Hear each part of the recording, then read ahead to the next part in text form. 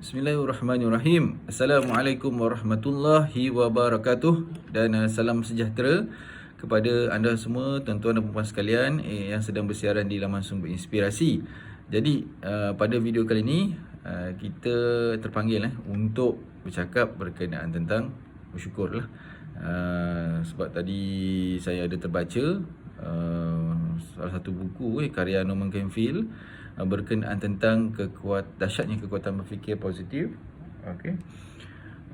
Dan satu topiknya adalah kekuatan bersyukur. Tuan-tuan dan puan sekalian, bersyukur ini sememangnya dalam agama Islam sendiri memang menyuruh kita sentiasa bersyukur.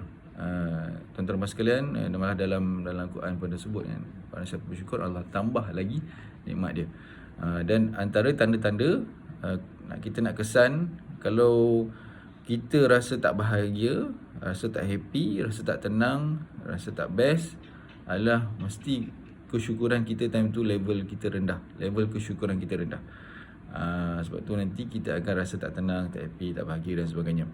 Jadi tuan-tuan dan puan sekalian, jadi kita bercakap tentang topik ini pada pagi ini supaya mengingatkan diri saya sendiri lah berkenaan tentang pentingnya untuk kita rasa syukur ini.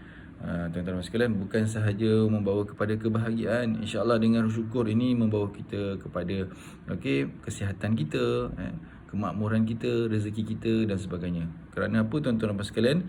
Kerana kalau kita rujuk kepada dalam agama sendiri memang menggalakkan kita bersyukur. Malah dalam kajian Dr. Hawkins sendiri dalam bukunya Power versus Force meletakkan syukur itu, grateful itu antara level kesedaran yang tinggi. Yang mana level kesedaran tinggi itu akan memberikan kita, orang kata apa, satu kekuatan. Satu kekuatan untuk kita hidup dalam keadaan yang insya-Allah bersemangat, hidup dalam keadaan yang berkesedaran tinggi. Bila mana kita berkesedaran tinggi, maka bila kita berdepan dengan masalah ataupun kita nak capai orang kata matlamat ke goals kita ada kekuatan dalaman kita. Bila mana kita berada di level syukur.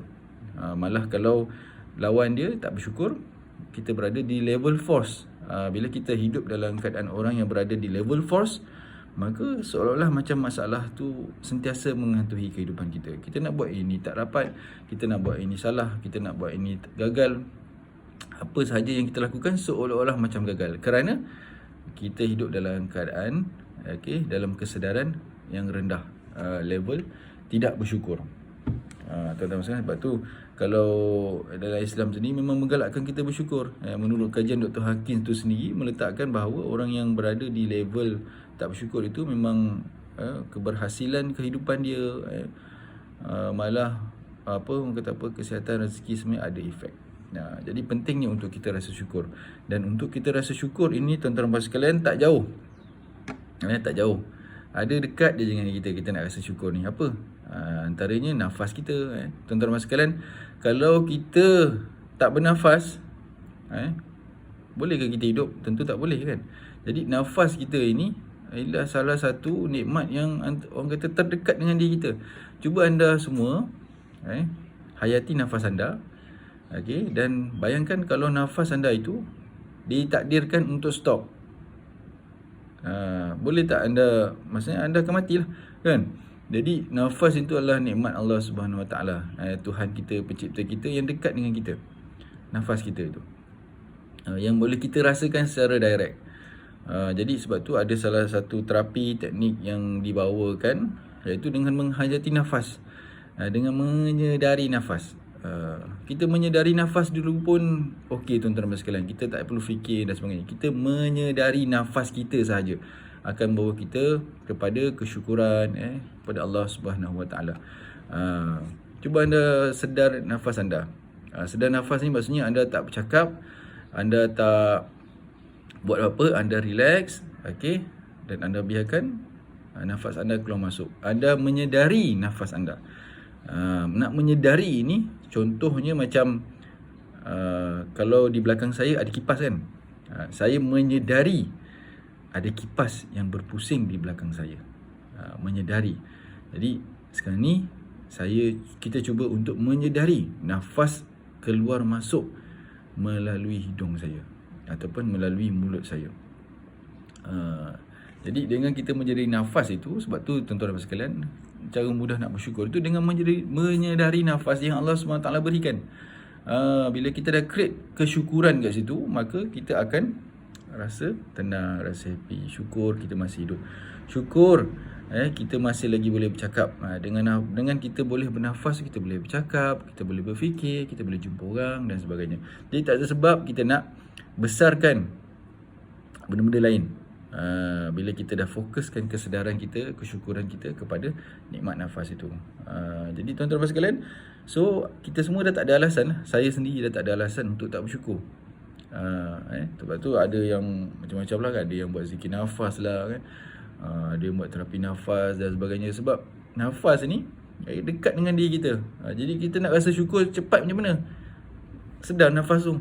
Bila kita sedar nafas tu, maka tuan-tuan sekalian, kita akan terbit rasa syukur dalam diri kita.